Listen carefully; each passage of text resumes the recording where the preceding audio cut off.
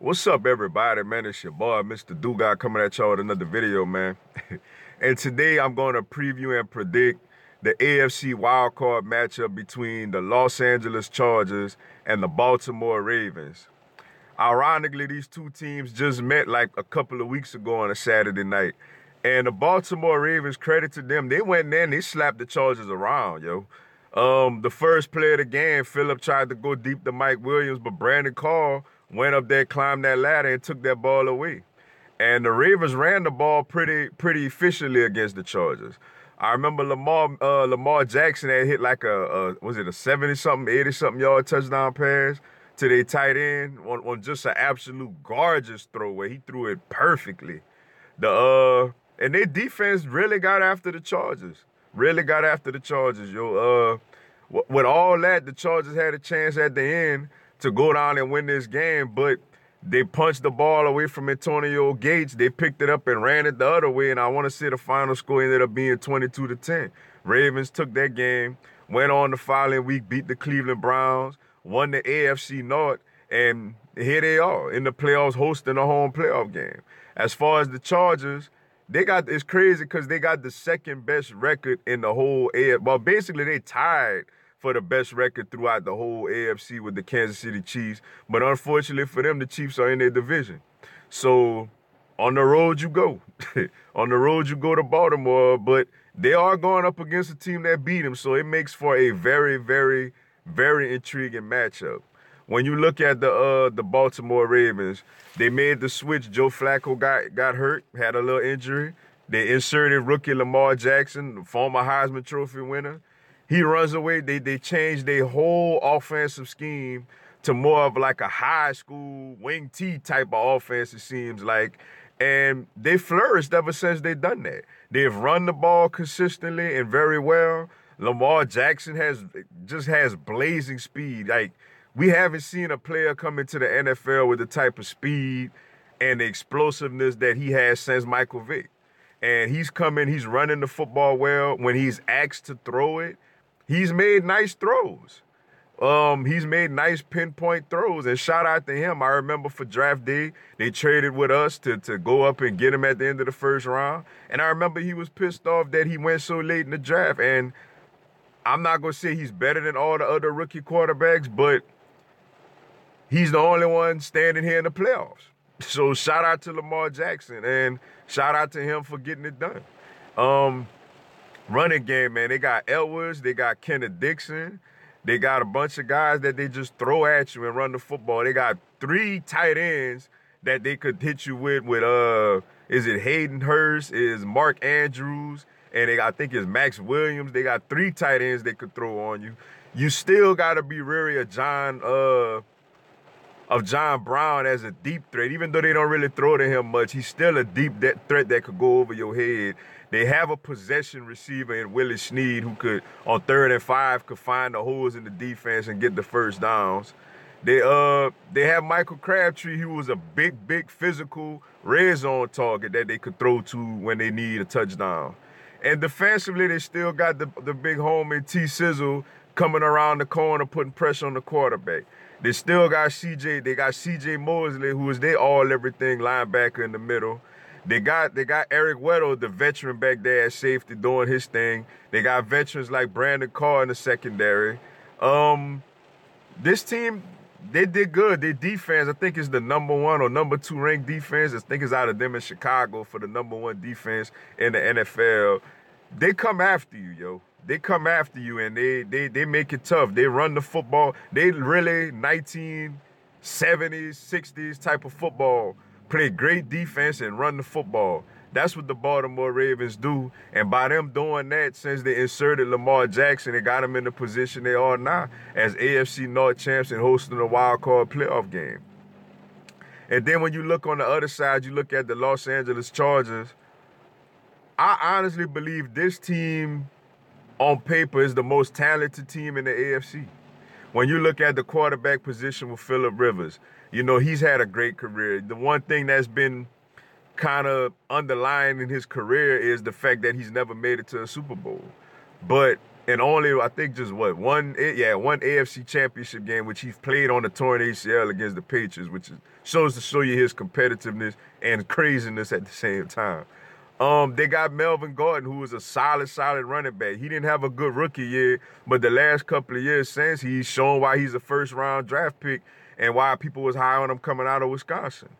Their receiving core, you got the big homie Keenan Allen, who is a route-running technician. They move him all over. They have him in the slot. They have him on the outside. They have him bunched up, and the guy just knows how to get open.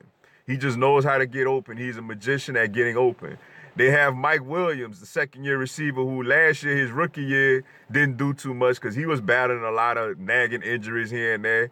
But this year, he's been healthy and he's been producing, most notably that Thursday night game against the Chiefs where he had two catching touchdowns, a rushing touchdown, and a game-winning two-point conversion.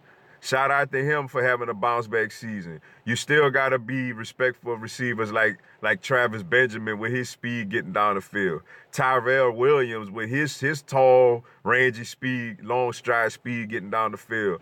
And it appears that they're going to have Hunter Henry playing in this game. Now, I don't know how healthy he is. He tore his ACL in spring ball, so I don't know exactly how healthy he is and how he's going to perform out there, how much they're going to use him, if he's going to be on a snap count, or if he's absolutely fully ready to roll. I guess that's something that we ain't going to find out until the game kick off on Sunday afternoon. But it's just amazing that he's actually going to go out there and give them another option, even if it's just in the red zone or just a few plays here and there to go along with Antonio Gates. And when you look at him defensively, man, what can you say about their pass rushes? They got Melvin Ingram on one side, and they got Joey Bosa on the other side, wreaking havoc on quarterbacks all game long. That is if not the best, one of the best 1-2 punches at rushing the passer that we have, probably besides J.J. Watt and Jadeveon Clowney. Then you look at the secondary, they still got the big homie Casey Hayward, who is still one of the better corners in this game, doing his thing and holding it down. And how about the rookie safety, Derwin James? I was shocked, first of all, that he slid all the way down to number 17. I thought he was for sure a top 10 pick. The Los Angeles Chargers got an absolute steal with Derwin James falling to them with the number 17 overall pick. That is an absolute steal for them.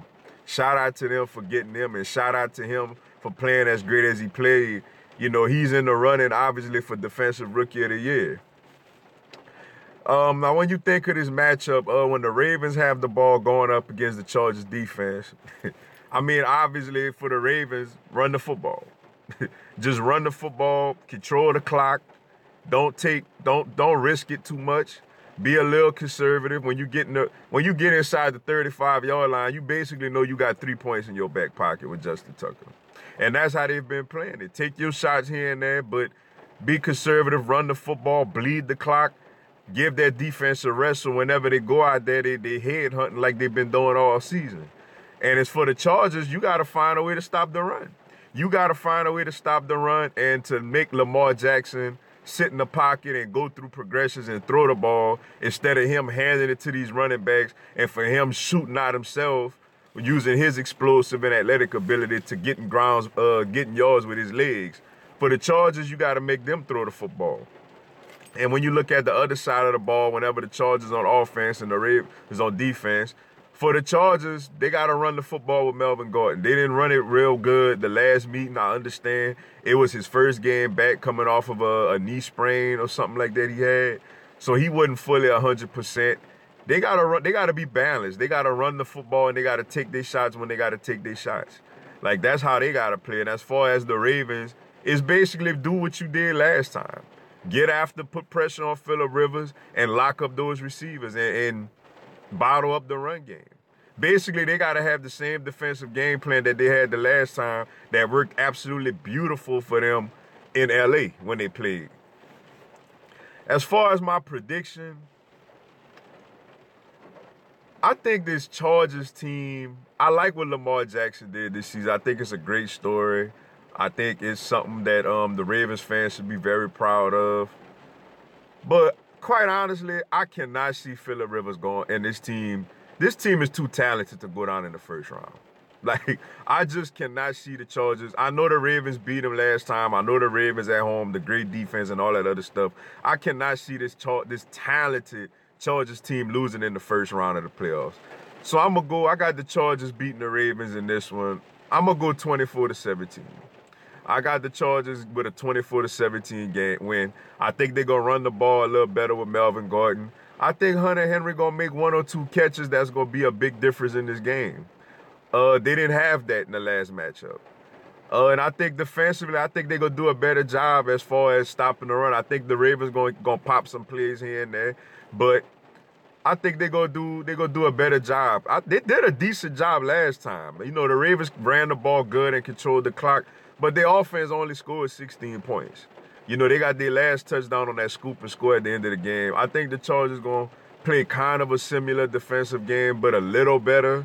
But I think they're gonna play much better offensively. I think they're gonna run the ball better with Melvin Gordan, and it's going to open up things a little more for the passing game. I just can't see Phillip and his team going down in the first round, man.